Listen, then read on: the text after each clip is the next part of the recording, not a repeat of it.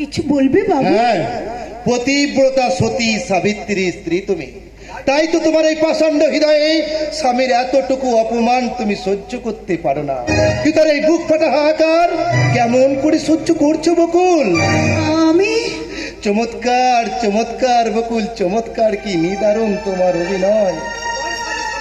সবার সামনে স্বামীকে আসামির কাঠ গড়ায় দাঁড় কষিয়ে তাকে বিবেকের চাবুক মারছো, আর সবার সামনে ভালো মানুষ থাকতে বলছো স্বামী আমার কাছে দেবতা।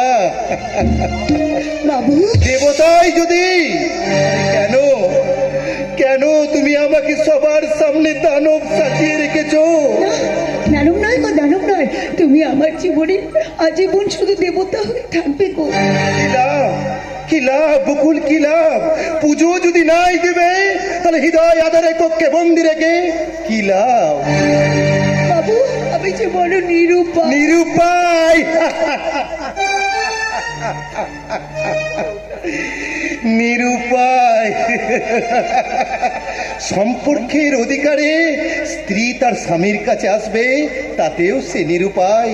যদি কোনোদিন আমাকে অকাল মৃত্যু টেনে নিয়ে যায়, সেদিন নিরুপায় হয়ে আমারই দেওয়া ওই সিটিতে সিঁদুর পরে সদবাসী যে বলতে পারবে তো যে আমার স্বামী আজও জীবিত।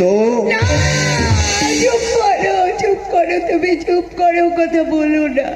বেশ, সেই দিনটার জন্য তুমি অপেক্ষা করো বকুল, যেদিন আমাকে জীবন যন্ত্রণা থেকে মুক্তি দিবে, যেদিন সত্য হবে সেই রামুদানির মুক্তি।